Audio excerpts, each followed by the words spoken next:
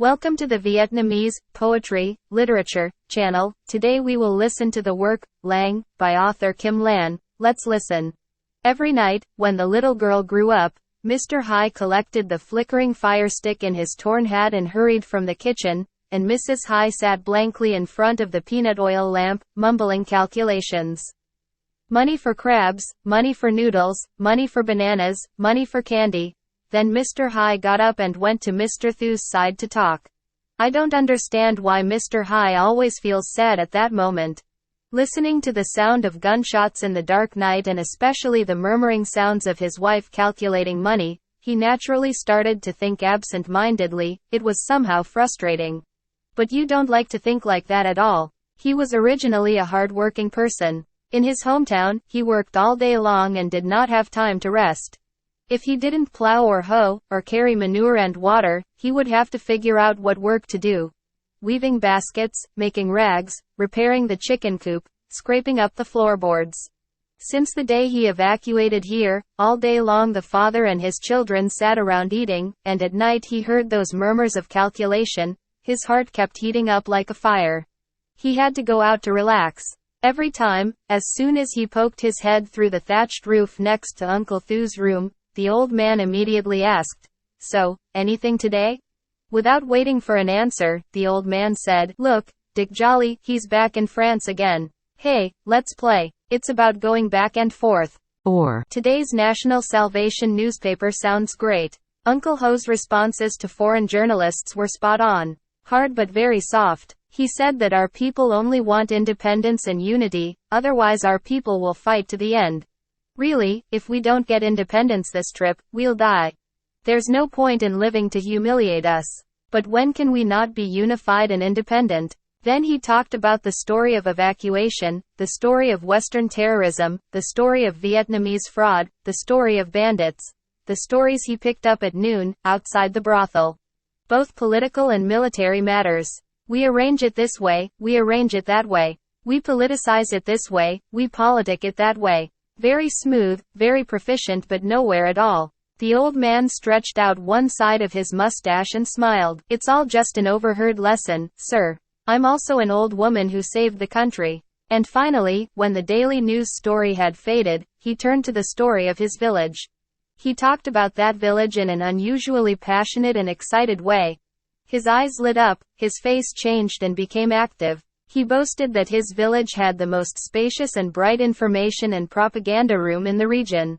The radio tower was as tall as a bamboo tree. Every afternoon, the loudspeaker could hear the entire village's calls. He showed off his village with tiled houses close together and as busy as the province. The roads in the village are all paved with green stones. In rainy and windy weather, you can freely walk all over the village. The mud does not stick to your heels. On the 10th day of the 5th month, the straw is dried, the rice is of the highest quality, there is not a single grain of rice left on the ground. Mr. Hai still has the same tendency to show off his village. During the French Empire, every time he went somewhere far away, he only showed off the life of his village governor. He seemed very proud for the village to have such a life. In death, I have never seen a mansion that is as good as the mansion of my village elder. There are 5 of them. The flower garden and ornamental plants look like a cave. I see it's much better than the mausoleum of young man Ha Dong. Every time a guest from my maternal family from the southern province comes to visit, the old man will always take me out to see the mausoleum. He passionately explained to them, "This stone statue is Mr. Hoang Thach Kong who lost his shoe. Those porcelain people are the 8 immortals of the sea. That cement tower that looms in the middle of the octagonal lake is, seemingly far away, not as far as Dathich Pagoda. As for the sharp iron stake stuck into a wine gourd with 4 yellow whitewashed bats forever on top, the other part is a lightning arrestor. How terrible. Thunder brings everything into it. It's not like I'm my great-grandfather. In case he dies in the future, even if lightning strikes him, it won't matter. See, is people's intelligence terrible?" As the old man spoke, he looked at the face of his maternal relative's Lucky Money, dilated in surprise, and the old man gloated to his heart's content. He saw that part of the mausoleum as if he were there. But since the day of the uprising, people have no longer seen him mention anything about that mausoleum. You said you hated him. That mausoleum tormented him, and it also tormented many people in this village. The whole village worked to build that mausoleum, carrying bricks, breaking stones, and working as masons for it. Some people get sick, some people die, some people work for months without getting any work. His leg is limping now because of that mausoleum. He was hit by a pile of bricks and paralyzed one side. Now showing off the village, the old man shows off differently. He bragged about the days of intense uprising in the village, but he joined the movement during the dark period. Military exercises. Even the elderly women with white hair and beards also carry sticks to practice 1 or 2 times. Every time he calls out the movements, the coach has to back up his voice, shouting behind him, "Niem. Rest. Put your gun on your shoulder." Especially the pits, embankments, and trenches of his village are not left anywhere. The old man told each story clearly. One is built at the beginning of Baku Hamlet, the other is built in Gomai, the other is cut through from the top of the upper street to the beginning of the lower street. Every house's door is opaque, so you can walk all the way through the village without having to reach the main road. Sometimes the old man would sadly tell stories about the old days that he didn't know about. He was dethroned by the villagers in the village, but his grandmother drifted away, wandering from place to place, groping his way to the bottom of the earth. Saigon and Cholan looking for food. Dad was up and down for more than 10 years before he was able to return to his hometown.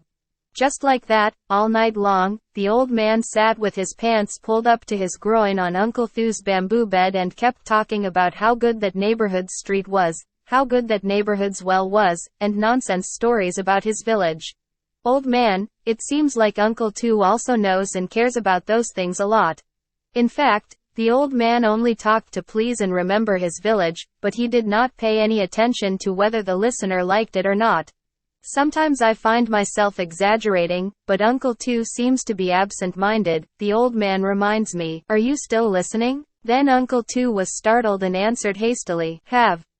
I'm still listening, you finish the story." So the old man told it again. But there were many times when he was sitting and talking so engrossedly that he suddenly stopped, his face brightened, he thought for a long time and then whispered, "This journey of leaving, 5 years, 3 years or 10 or 15 years, I don't know if I will still be able to return to the village and country." The old man was silent and sighed. "He died in my house, I was so lonely, I had to go, but if I were alone, I would stay in the village with my brothers." What do you do when you leave your ancestral homeland without feeling sad? Actually, Mr. Hai did not want to evacuate up here at all. In the village, there are still some brothers staying. They gather together on about 5 or 6 rooftops in the middle of the village.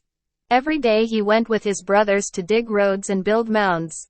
The work was so busy that he no longer had time to think about his wife, children, or house. 5 or 7 times Mrs. Hai sent messages urging him to come up immediately. He just grimaced and exclaimed, "How can work be on fire like this?" The day Mrs. Hai came to pick her up, the old man tried not to go. He thought, "I have lived in this village since I was a child.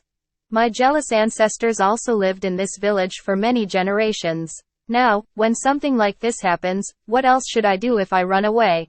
Work is shared work, not just anyone's." The old man told his wife, "I can't go. You and your mother up there will tell each other to get by and do business. At home, I still try to farm, and I send extra things to you. If I evacuate, I'll still be in a bit of poverty, but it's not like before." But Mrs. Hai cried. She begged him to go. She said, "So you're going to leave me and my child to starve? You have to come up and take care of them so I can manage them." Then she urgently told everyone, pleaded with the village captain. Everyone agreed to let Mr. Hai go. Mr. Hai had to listen. He was very sad, but he didn't know what to do. The situation between mother and child is truly anchored. I have 3 wild children under my arm, no capital, so how can I eat if I keep caressing my children at home? A house with a man is like a house with a roof. He moved up and worked as a hired laborer. Adding a pair of bags also helped a little. Well, if you can't stay in the village with your brothers, then evacuation is still a resistance war. In the first days here, there was no work, and the old man was always frustrated. He rarely spoke, rarely smiled, his face was always confused. When he asked for a piece of land behind his house, he diligently plowed it all day. As soon as he had a few vegetable beds, the owner's chickens came out and stripped them completely. The old man was very angry. Unable to be angry with anyone, he became angry with his wife and children. A little bit of interruption, a little bit of cursing, sometimes when things don't go well, he brings it up to cause trouble. We make you suffer. You guys hurt him just enough. You kill them all, you kill them all. Every time the old man stepped out of the dark room cluttered with bags, pots, pans, and damp clothes, his face would light up and brighten up. Why is the old man so afraid of that house? Especially on quiet, sweltering afternoons, with the sound of the landlady's nagging voice outside, the old man couldn't stand it. The old man must go to hide it. Mr. High has never seen a woman as greedy and mischievous as her. People are as thin as dry sticks. The thin mouth keeps talking, but my God is a liar. If you don't enter the house, that's fine. If you touch the house, you can peek. She peeked in this corner a bit, peeked in that corner a bit, then searched. She raised the jar of soy sauce to look at it, then put it down. She opened the rice jar to look at it, closed it again, took out the shirt, tried it on her body, and then threw it back. It seems like in her mind, she thinks, if you stay in my house, your things are just as much yours as mine. She kept her food and drinks safely away. She used other people's knives, pots, and bundles of firewood naturally, put them away, and brought them out again. If she couldn't find it, she would say lies and talk like she was being bullied. Even the food and drink she took part in. There was a pot of detox water I bought to add a little extra, so she took it all. She already knew what was happening in the cave house. There wasn't a day when Mrs. High came home from the shop that she didn't rush to open the basket to take a look. Gosh, this house has a lot of delicious fish, I'll have to ask for a bowl this afternoon. So that afternoon, she sent her son to bring a bowl to ask for it. She pushed the boys back. You just go down and ask, what's wrong? If there's something to hide, if she knows it, she'll sniff it out. She stood in the middle of the house, lifted her nose and sniffed. There's something that smells so good, just like the smell of donuts, bro. Damn, this house is hidden. Every once in a while, she borrows money. When buying beetle shells, when buying medicinal matches, vegetables, fish. If you ask for it, the mother will not. I deducted it from the rent. She smiled very faintly. Just kidding. Tomorrow I pick up a batch of cassava and I sell it and I pay it back. And she continued, hey, if you say it's greedy, this Mr. High's house, with Mr. Two over there, I really don't have anything. In the neighborhood below, where they live, they raise pigs that are full of bacteria. To be honest, I only let the owner have bacteria. Right from the beginning, Mr. High was very upset with her. Listening to what the neighbors here said, he knew she was not an upright person. She is married to this third husband, the first two, one left her, the other left her. She has a very good personality and only bullies her husband. The husband is so gentle and works hard all day. The wife said that even if she was angry, she would just blush and say a few curse words. Mr. High hates the owner very much. He did not want to live with such people. 5 times 7 times he told his wife to move the house to another place. But Mrs. High kept hesitating. She said, I know it's better than nothing, or it's too sinful. In the village and on every street, there are 3 or 4 scattered kitchens. Having a place to get in and out like this is very lucky, nothing more. The old man had no choice but to wait patiently. That afternoon, Mr. High was alone at home. The older girl carried the groceries to the shop for her mother who hasn't returned yet. For the 2 children, he sent them to the garden to look after the newly transplanted vegetable beds, but there were no chickens to chore them. Mr. High has been busy breaking a patch of dense land on the stream bank since morning until now, planning to plant a few hundred more cassava roots to eat during the hungry months next year. Being alone, he had to work hard, his shoulders were tired. He lay down on the bed, clasped his hands over his forehead, thinking idly. He thought about his village again, and thought about the days he worked together with his brothers. Ah, why is that so fun? He felt like he was younger. Also sings badly, flirts, digs, and hoe in a daze all day long. The old man felt excited again. He wanted to return to the village, and he wanted to join his brothers in digging roads and building mounds, cutting trenches, carrying rocks. I wonder if the guard hut at the beginning of the village has been built yet? The secret tunnels must be really bad. Alas, the old man missed the village so much. Outside, the sunlight shined brightly on the yard, and there were a few sounds of the noon cock ringing in my ears. The house seemed even more dim with the smell of earth. At this hour, the owner is about to return from work in the fields. He was going to have to lie in here and listen to her scolding her children, complaining that the water pot was running out, and the kitchen was a mess. The screen covering the door suddenly rattled, and the house lit up. Mr. High was startled and raised his head to look out. The eldest daughter held her basket and did not enter. He asked, "What are you doing out there for so long?" Without giving his son time to answer, the old man stood up and grabbed his hat. "Stay home and look after me. Don't go anywhere." The old man raised his hand and pointed to the house above. It pulled out its intestines and found out it was pregnant. After saying that, he quickly walked out. The sky is bright blue, with bright, sluggish clouds. The road was completely empty of passers-by. They even ran into shaded areas to avoid the sun. A few soft, sultry sounds rippled. Mr. High walked proudly in the middle of the empty street, his bowhead rushing forward. Both hands waved and moved. Meeting anyone who knew Mr. High, they would stop and laugh. "This sun is killing them." Someone asked in surprise. "Who are they?" Then the old man laughed, raised his hand and pointed towards the sound of gunfire. "It's the West, but what about them? Sitting in this position is now equal to being in jail." Having finished speaking, the old man left, acting like he was busy with a lot of work. Like every day, the first thing he did was go to the information room to listen to the newspaper reading. He just stood there pretending to look at the pictures, waiting for someone else to read them and then eavesdrop. This made him very upset. He also took a popular education course in the village and learned to read and write. But the printed word is hard to recognize. He reads it with a stutter, can't understand the sentence, but can he just tilt his neck up to hold the newspaper and not let others see it? He hated that even the men who relied on me to read the newspaper read it silently to themselves, not reading it out loud for others to hear. Today, luckily, I found a militiaman who read each word very loudly, clearly. It was as if he had just learned it. If he could spell a word, he would read it. The old man listened without missing a word. How much good news. A child in the volunteer propaganda department swam to the middle of Hoan Kiem Lake and planted the national flag on the turtle tower.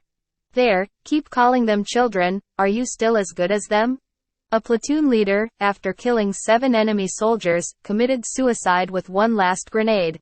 Trung Trak's female guerrilla team, pretending to be shoppers, captured alive a mandarin from Thou's office right in the middle of the market.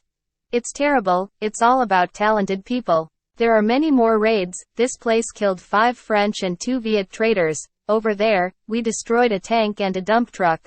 Just like that, kill a little here, kill a little there. The same goes for guns. Today a few guns, tomorrow a few guns. What's the point of accumulating a little to make a big difference and then the Westerner won't step forward early? The old man's heart kept dancing, so happy. The old man excitedly walked out of the information room, turned into the shop to tell his wife a few things and then went straight to the old district exit. Here, groups of newly evacuated people from downstream stood and sat haphazardly under several rough banyan trees, their branches and leaves tangled together, spreading a large shade area on the road and lawn. The old man sat at a nearby restaurant. Smoking a pipe of tobacco and drinking a sip of hot fresh tea, he smacked his mouth in contemplation. So many happy thoughts crowded in his mind.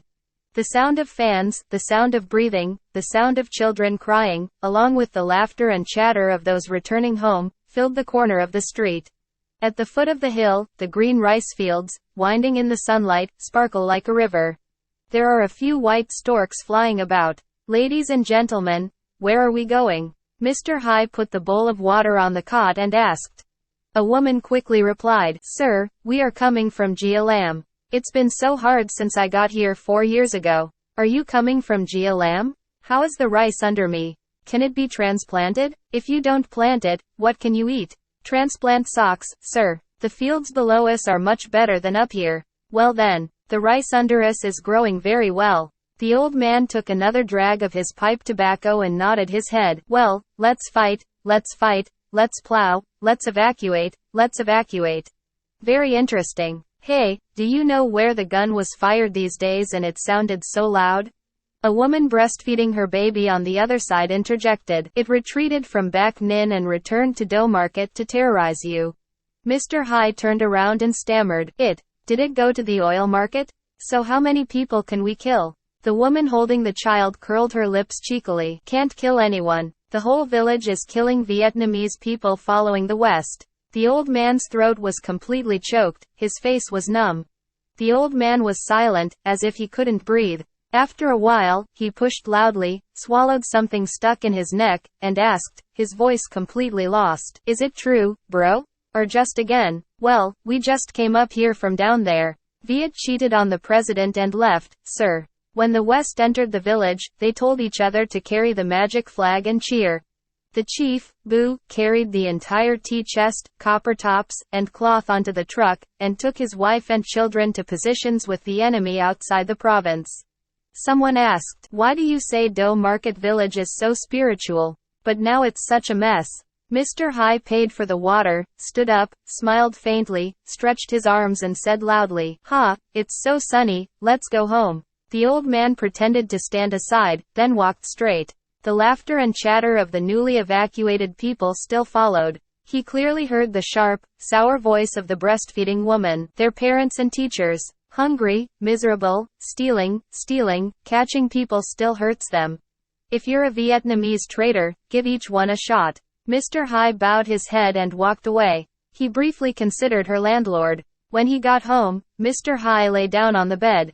The children saw that their father looked different today, so they secretly took each other to the front of the house to play with each other. Looking at his children, feeling sorry for himself, tears kept flowing from the old man's eyes. Are they also the children of the Vietnamese village? Are they also being snubbed by people? Damn it, at that age. The old man clenched his hands and hissed. They don't eat rice or anything in their mouths and then do this humiliating Vietnamese traitor and sell their country. The old man suddenly stopped, wondering if what he said was not quite right. There's no way the people in the village could cut it down like that. He reviewed each person in his mind. No, they are all spiritual people. They stayed in the village. Determined to live and die with the enemy. How could I have the heart to do such a humiliating thing? But how could such news arise? But Chief Bu is definitely a villager. Without fire, how can there be smoke? It's hard for anyone to make up these stories. Alas, extremely humiliating, the whole Vietnamese village is cheating. Then how to do business and trade? Who we contain? Everyone does business a lot. Throughout this whole country of Vietnam, people are disgusted, people hate the Vietnamese traders and traders.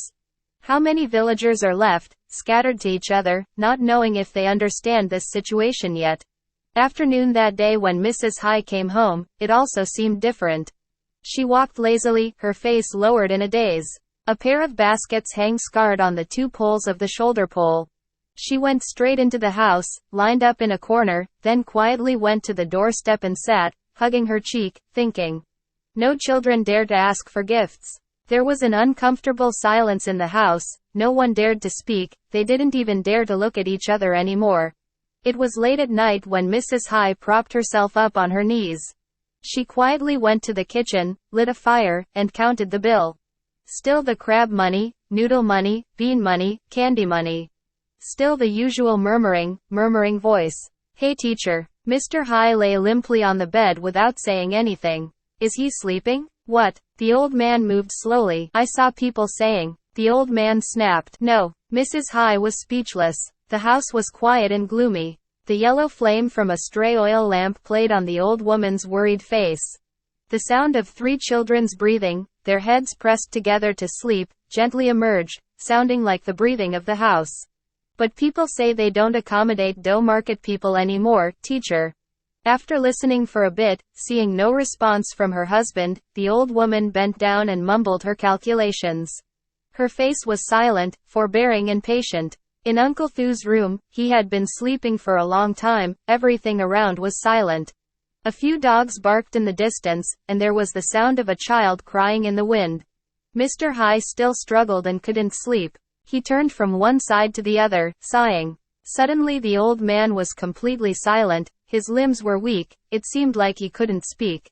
There were screeching voices in the upper room. The lady's voice. What are you talking about? What are you talking about like that? The old man's chest was pounding. The old man held his breath, listening outside. Mrs. High suddenly spoke again. Is he sleeping? Wake up, I'll tell you this first. Mr. High suddenly raised his head, raised his index finger to the house above, clenched his teeth and gritted. Shut up. It's so miserable. Now that he hears it, nothing comes out. The old man lay down again, not moving. For 3 or 4 days now, Mr. High hasn't stepped foot outside, and he doesn't even dare to go to Uncle Thu's side.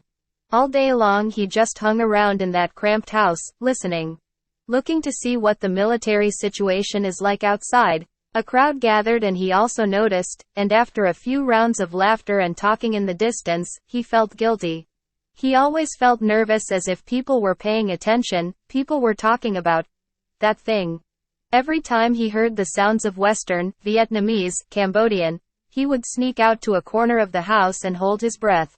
Let's stop that. But there was something else that he was afraid of, perhaps even more terrible than those other sounds. That's the landlady. From the day that incident happened, it seemed like she secretly liked what made him and his wife miserable. Coming home from working in the fields every morning and afternoon, she dragged the lowly grass scraper on the ground. Through the door, she peered in and spoke distant innuendos, like cutting into the old man's flesh. Well, now I don't have to endure it. You're lucky to have a place to get in and out. Every time she spoke, the old man just smiled wryly as if he didn't know anything. He wanted to be quiet like that, but the landlady wouldn't let him be. This morning, when Mrs. High was about to carry her load out to the store, the lady of the house didn't know where to go. She stood with her crotch spread out in the yard and said, "Come in. The old lady hasn't gone to the store yet? How late?" "No, ma'am. Please come and play here." "Yes, she left me alone." "Ah, Mrs. High." She ran close to the door and said intimately, "Up here, they spread rumors that the village below our house went to Vietnam and followed the West. Did you know? I heard that there was an order to evict all the people from Cho Do village from this area and not let them live anymore." The hostess smacked her lips, her voice sweet. "It's hard for me to think.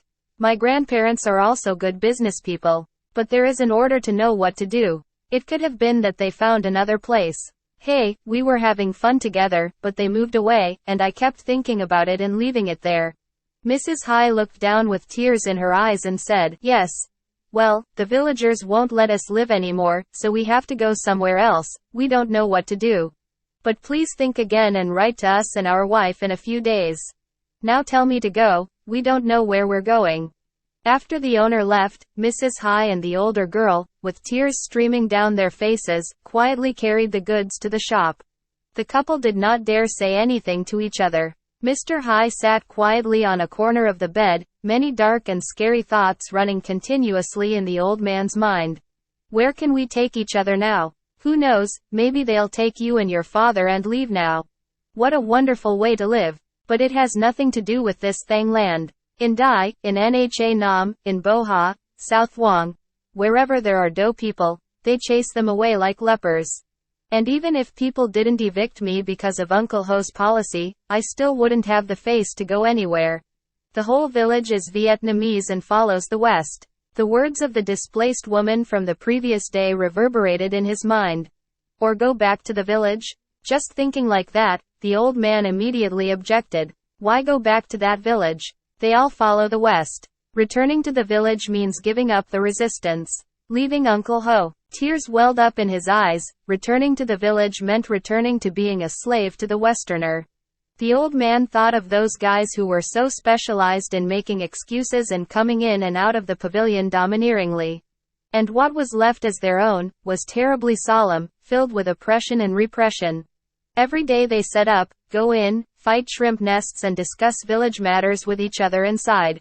Even if the poor men with torn clothes like him passed by, they only dared to sneak a glance in, then put their heads down and sneak away. If you're the least bit rude, they'll find every way to harm you, take away your land, dethrone you, exclude you, and throw you out of the village. Mr. High's thoughts were chilling. His whole old life of darkness and misery surfaced in his thoughts. He could no longer return to that village. Are you willing to lose everything now? It cannot be. The village really loves it, but when the village follows the West, it must be hated. The old man held his youngest son in his arms, patted his back gently, and asked softly, "Ha there, let me ask you, whose child are you?" "It's my teacher's son." "So where is my house?" "My house is in Cho-Do village." "So do you like going to Do Market village?" The boy nestled his head against his father's chest and answered softly, "Have." The old man hugged the boy tightly, and after a while asked, "Well, let me ask you. So who do you support?" The boy raised his hand, boldly and clearly. "Long live support for Uncle Ho Chi Minh." Tears welled up in the old man's eyes, flowing down his cheeks. He whispered, "Yes, that's right, support Uncle Ho, right? These past few days, I've been hiding in the corner of the house. When I'm so sad and don't know who to talk to," the old man whispers to his child like that. He said it as if to open his heart, as if to vindicate himself again. "Comrades, let your father and son know." Uncle Ho's head and neck examined him and his son. The heart of his father and son is like that, they never dare to make a mistake. Death is never dare to single wrong. Every time he said a few sentences like that, the suffering in his heart would ease a little. Around 3 o'clock that afternoon, a man came to visit Mr. Hai's house. He is also from the oil market. The two whispered in the corner of the house for a long time and then saw Mr. Hai neatly wrapping his turban and following him away. He was in such a hurry that he even forgot to tell the children to look after the house.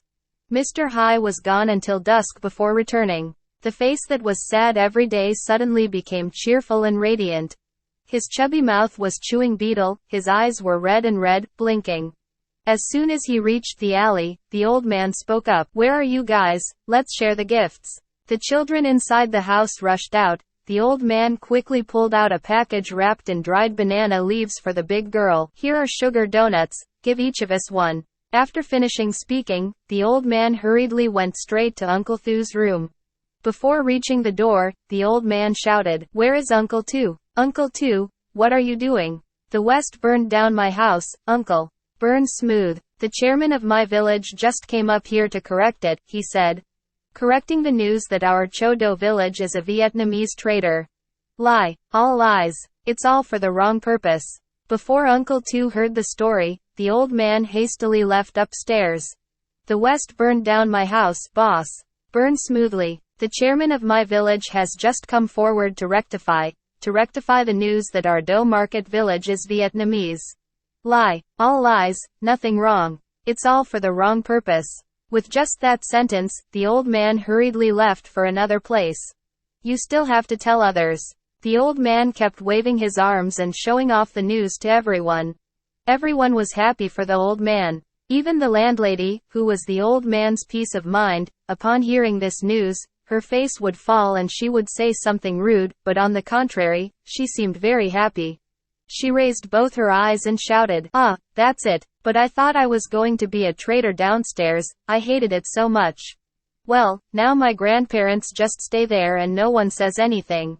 There's a lot to eat but not much to stay." She chuckled. "Hey, you have to raise a pig, to celebrate." Mr. Hai nodded. Okay, I have to feed this trip." That evening, Mr. Hai went to Uncle Thu's room again, sat on a bamboo mat, lifted his pants up to his groin, and talked about his village. He recounted the day the West entered terrorism. How many of them, how many Westerners, how many Vietnamese, what routes they took, where they burned, and how the militia and self-defense forces of your village were arranged and held out, clearly and meticulously as if the old man had just attended that battle. At the end of the work, please support me with the like button and subscribe to the channel to listen to more works.